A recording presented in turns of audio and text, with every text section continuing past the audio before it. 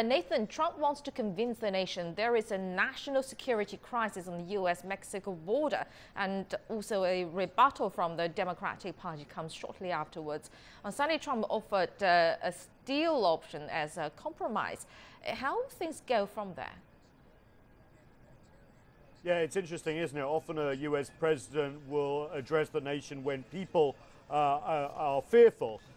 This address has been criticized as putting fear into people by inventing potentially a crisis on the southern border with Mexico. A lot of facts suggest that actually illegal immigration is down historically, and terrorists aren't coming across the border and such. Now, he has said that the wall doesn't need to be concrete, but he said he wants $5.7 billion for it, whatever it's made of, including steel, and that has been a no. Because all right, let's go to the White House, see what Donald Trump has to say. At our southern border. Every day, Customs and Border Patrol agents encounter thousands of illegal immigrants trying to enter our country. We are out of space to hold them, and we have no way to promptly return them back home to their country. America proudly welcomes millions of lawful immigrants who enrich our society and contribute to our nation. But all Americans are hurt by uncontrolled illegal migration. It strains public resources and drives down jobs and wages. Among those hardest hit are African Americans and Hispanic Americans. Our southern border is a pipeline for vast quantities of illegal drugs, including meth, heroin, cocaine, and fentanyl. Every week, 300 of our citizens are killed by heroin alone, 90% of which floods across from our southern border. More Americans will die from drugs this year than were killed in the entire Vietnam War. In the last 2 years, ICE officers made 266,000 arrests of aliens with criminal records, including those charged or convicted of 100,000 assaults, 30,000 sex crimes, and 4,000 violent killings. Over the years, thousands of Americans have been brutally killed by those who illegally entered our country, and thousands more lives will be lost if we don't act right now. This is a humanitarian crisis, a crisis of the heart, and a crisis of the soul. Last month, 20,000 migrant children were illegally brought into the United States, a dramatic increase. These children are used as human pawns by vicious coyotes and ruthless gangs. 1 in 3 women are sexually assaulted on the dangerous trek up through Mexico.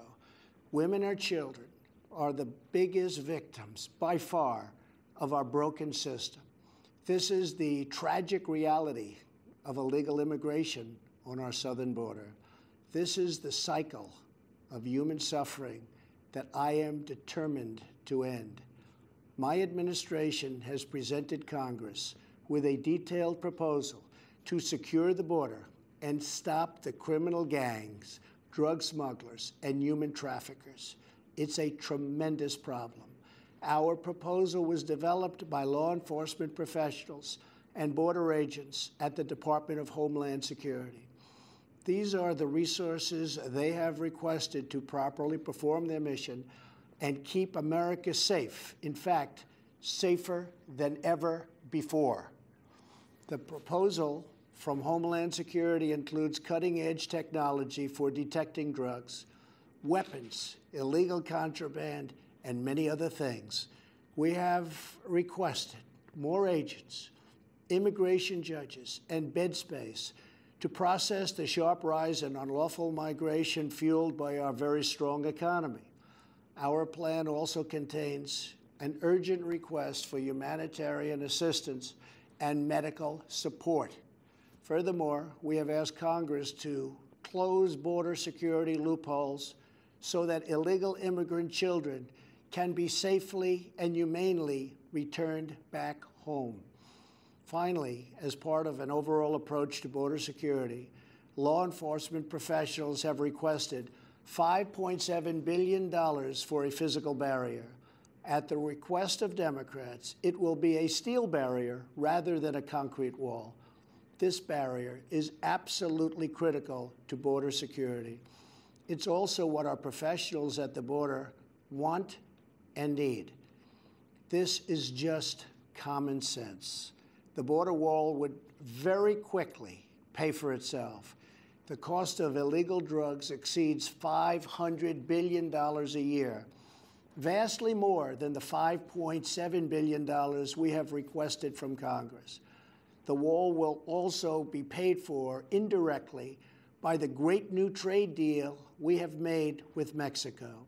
Senator Chuck Schumer, who you will be hearing from later tonight, has repeatedly supported a physical barrier in the past, along with many other Democrats.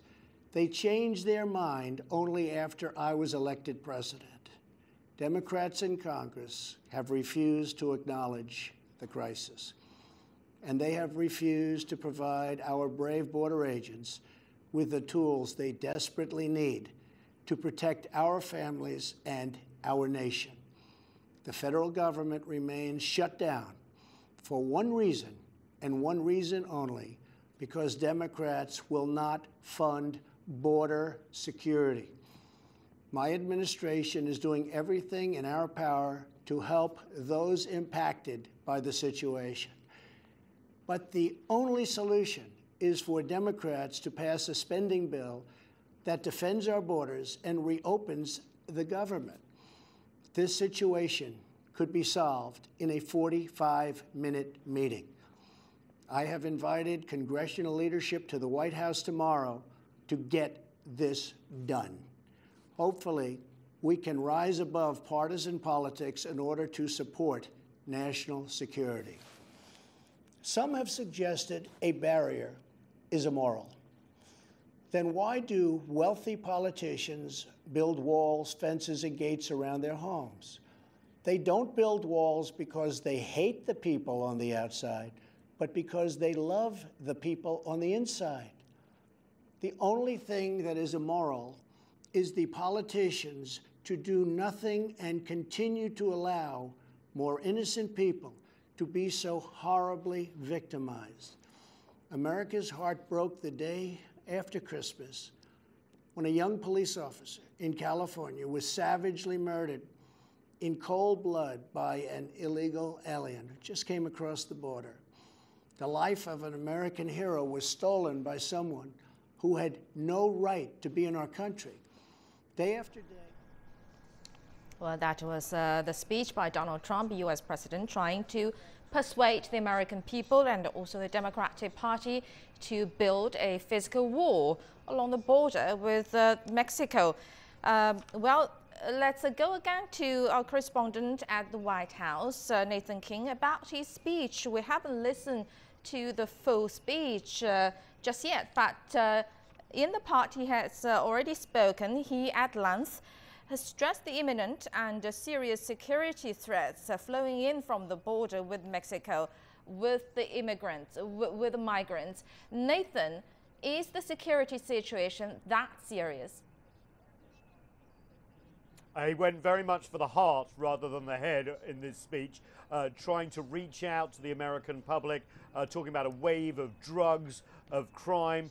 But the facts really don't bear this out. And I can tell you, a lot of people have been talking about this in the last few days. Drugs, for example, come in usually through established ports of entry in vehicles. Crime, if you look at the statistics, immigrants, illegal or otherwise, are actually less likely to commit crimes than U.S. citizens. So these appeals about this sort of crisis on the southern border can actually be disproved. Now, that doesn't change the political reality that Donald Trump campaigned on building a wall and wants a wall. He says, look, we can solve this crisis and this standoff over the $5.7 billion of funding that Congress is holding up in 45 minutes. He's invited congressional leadership here to the White House in the next 24 hours to talk it over. Whether the Democrats and others will take him up on that, we'll have to wait and see. But this speech very much designed to go away from the media, direct into the living rooms of the American people, and scare them, if you like, about a crisis that he thinks, whether right or wrong, is happening on the southern border. There was an interesting analogy towards the end here where he basically says, look, people, when you build a fence around your house, it's not because you hate the people on the other side, it's because you love the people on the inside of that wall, trying to bring it down to in terms where people can feel what he thinks should be done. But the political reality is he wasn't able to get funding for this wall when the Republicans were in control of Congress and, of course, the White House with US President Donald Trump. Is he now more likely to get that funding now, the Democrats who have said that the wall is morally wrong, to get it? One would think not. But this presidency has been surprising from day one.